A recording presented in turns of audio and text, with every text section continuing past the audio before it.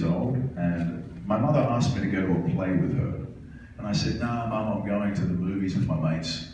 And so I went off to the city and I got to the cinema. And I was standing in line with my mates to get our movie tickets. And I had this sudden feeling I had to leave and go find my mother.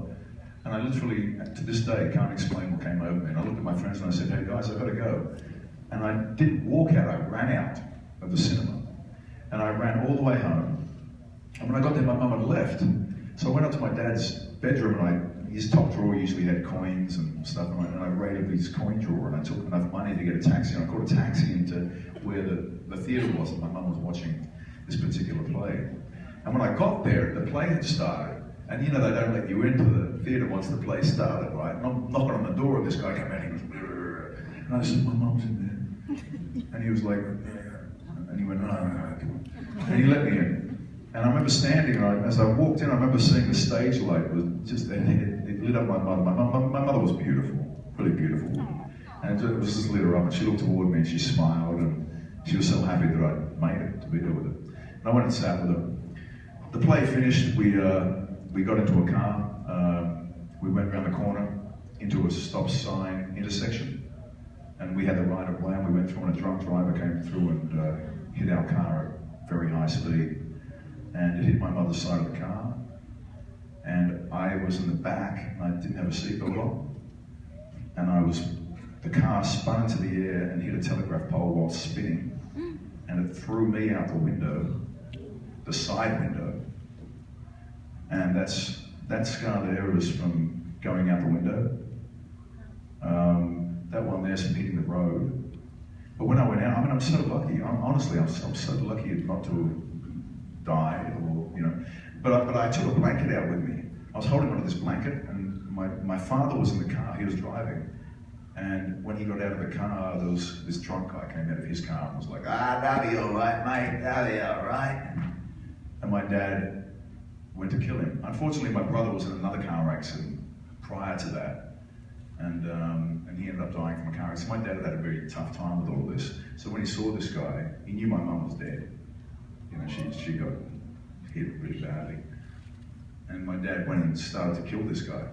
Had him on the ground. My father told me he just lost it. And then he stopped. He didn't know, when he looked in the back of the car, he couldn't see me. He didn't know where I was.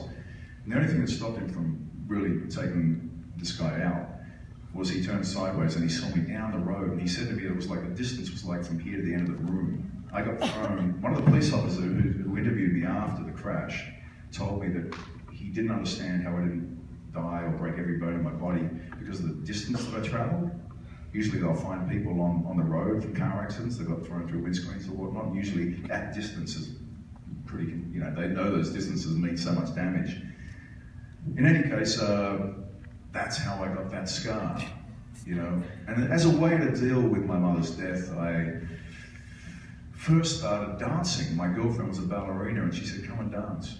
And it was wonderful. I got to express myself through that connection with females on dancing. You know, I used to do a lot of part of dirt work, and I could hold women and I could feel, you know, my dance instructors. I almost got a scholarship to go study ballet in New York. I could have tried out for the Australian rugby union team, but I couldn't because I had to do Swan Lake. I'd made my state team, like I'd made the California team, for instance, for football, and I was going for the American team. I was going for the Australian team for rugby union, and I had to do a Swan Lake performance on the same weekend that those trials were on, so I never got to go to it. But that was my choice. You know, I had this thing where I had all this physical stuff going on in my life, and I had all this really soft, gentle stuff. And I think it's ended up being a trademark of my work. I think with Crixus especially, you know, like that longing for Navia, you know, that was me really, you know, exploring the pain of you know, some of those scenarios and reliving them, you know. And I'm glad I'm able to offer that, you know, as a part of my acting repertoire, because it's honest. And I think it's really important that when you get good writers writing good emotional stuff, or writing powerful stuff about struggles and survivals, that you live in those layers of realization, you know. But not only my experience has sort of, you know, affected my acting going on, you know, I've seen the scars of others, and I'm more than happy at any stage for anybody who has scars to talk about that, because I get it. you know. And sometimes I have military guys come up and I've had guys in the military come up and weep on my shoulder saying that, you know, their time away was just made a little bit better by watching Spartacus. And the boys having to go out there and fight for their lives and have people die in their arms. They watch the show and somehow that helps them get a catharsis. You know, and yeah, so that's the scar story.